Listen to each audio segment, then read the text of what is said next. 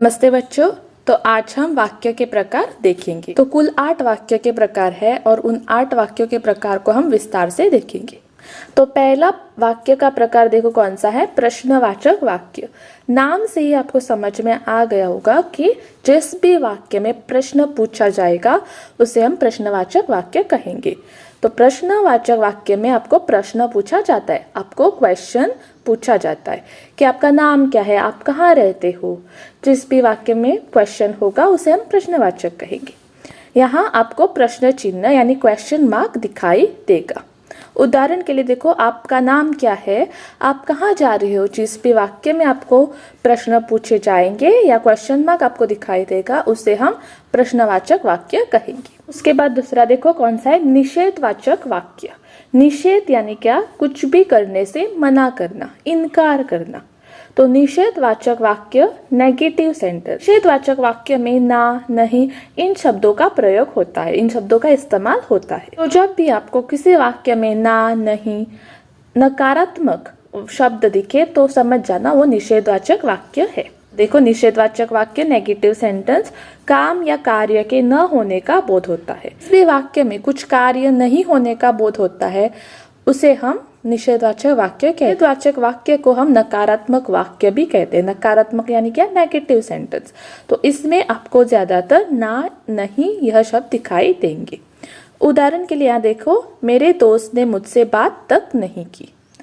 और अगला है, आज बारिश नहीं होगी। तो जिन भी वाक्यों में आपको ना, नहीं या नकारात्मक आपको वाक्य दिखे तो समझ जाना ये निषेधवाचक वाक्य है। तो अगला है विस्मयवाचक वाक्य। जिस भी वाक्य में आपको दुख या दर्द, शोक, घृणा, नफरत या किस बात से चिढ़ मचना, यह सब जो भावनाएं होती है, फीलिंग्स होती है, जिस भी वाक्य में भावनाएं प्रकट होती है उसे हम विस्मयवाचक वाक्य कहेंगे। इन वाक्यों में आपको विस्मय बोधक चिन्ह एक्सक्लेमेशन मार्क आपको दिखाई देगा। तो विस्मयवाचक वाक्य पहचानना है तो देखना वहां एक्सक्लेमेशन मार्क विस्मय बोधक चिन्ह होगा। देखो, जिस वाक्य में घृणा, हर्ष, शोक आदि का बोध हो उसे हम विस्मयवाचक वाक्य कहेंगे।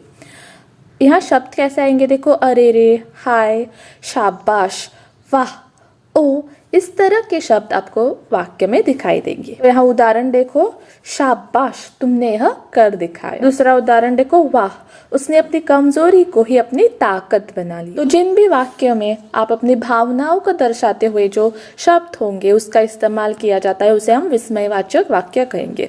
इसमें आपको विस्मयबोधक चिन्ह यानी एक्सक्लेमेशन मार्क दिखाई देगा। तो अगला देखो कौन सा है, संदेहवाचक वाक्य। यानी जिस भी सेंटेंस में कुछ संदेह होगा यानी डाउट होगा, आप जो भी कार्य हो रहा है उसके बारे में आप श्योर नहीं होंगे, आपको कुछ ना कुछ संदेह होगा, डाउट होगा, उसे हम संदेहवाचक वाक्य कहेंगे। वाचक वाक्य जो होते हैं उनमें ज्यादातर शायद और संभवतः इन शब्दों का इस्तेमाल होता है। ज्यादातर शायद शब्द देखने मिलता है।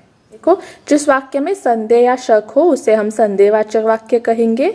शायद, संभवतः इन शब्दों का इस्तेमाल होगा। उदाहरण के लिए देखो, यहाँ शायद आज बारिश हो सकती है, यानी मौसम देख के आपको लग रहा है कि बारिश हो जाएगी पर आप श्योर नहीं है, आपको लग रहा है कि बारिश हो सकती है, इसलिए यहाँ क्या कहेंगे आप, शायद बारिश हो सकती है, शायद वह घर पर हो।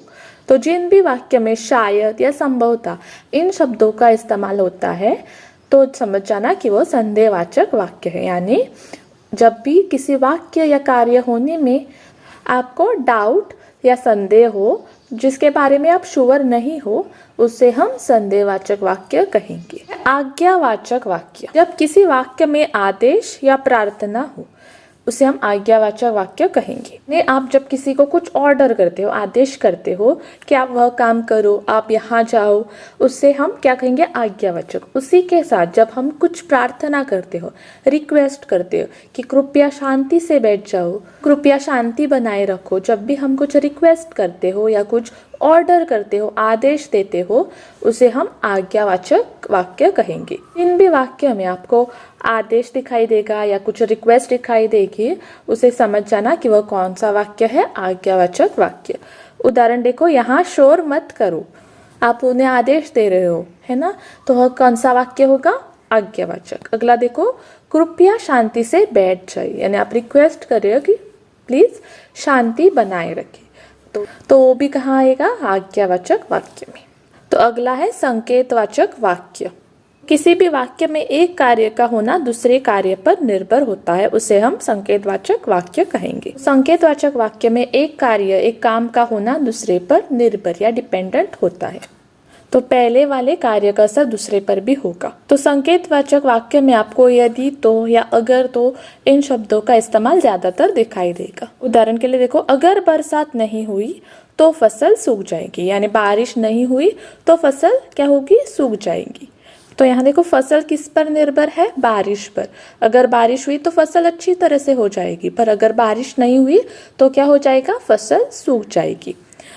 अगला देखो, यदि बारिश होगी तो फसल अच्छी होगी। किसी एक कार्य का होना दूसरे पर निर्भर होता है, जैसे यहाँ बारिश होने से क्या हो जाएगी? फसल अच्छी हो जाएगी। या अगर बारिश नहीं हुई तो क्या होगा? फसल सूख जाएगी या फसल मर जाएगी।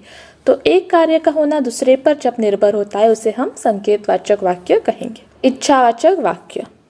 जिस वाक्य में इच्छा, उम्मीद, आशा, शुभकामनाएं, आशीर्वाद का बोध होता है उसे हम इच्छावाचक वाक्य कहेंगे।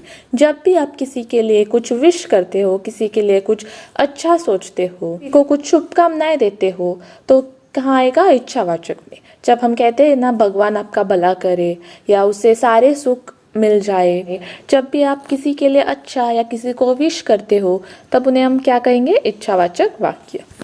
देखो यहाँ, ईश्वर आपका भला करे, जन्मदिन की हार्दिक शुभकामनाएं। जब भी आप किसी को विश भी करते हो या किसी को आशीर्वाद देते हो कि भगवान आपका भला करे, आपका सब कुछ अच्छा हो, आपकी यात्रा मंगलमय हो, जब आप ऐसे कुछ उम्मीद या कुछ इच्छा आप व्यक्त करते हो तो वह कहाँ आएगी? इच्छावाचक वाक्य में।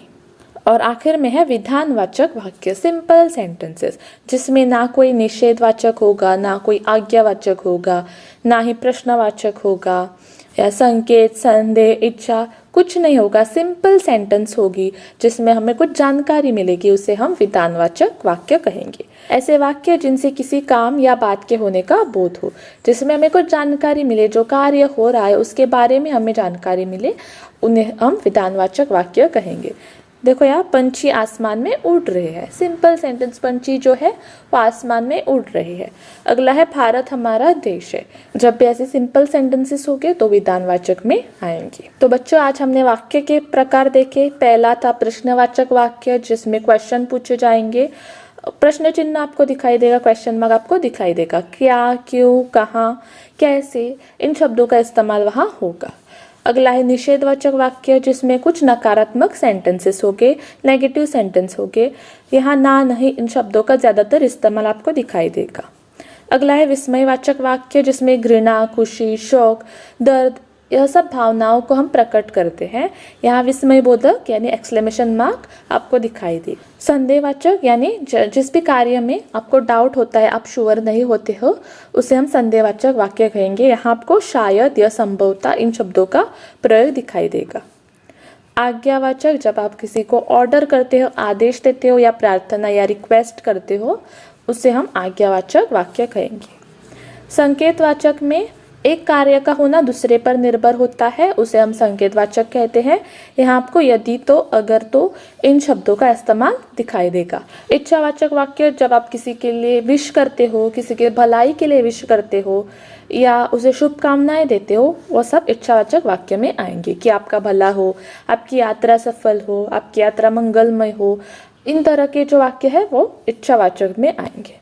विधानवाचक यानी सिंपल सेंटेंसेस, जिसमें हमें कोई भी कार्य हो रहा है उसके बारे में हमें जानकारी मिलती है। तो ये थे आपके कुल 8 वाक्य के प्रकार। आशा करती हूँ कि आपको समझ में आए होंगे।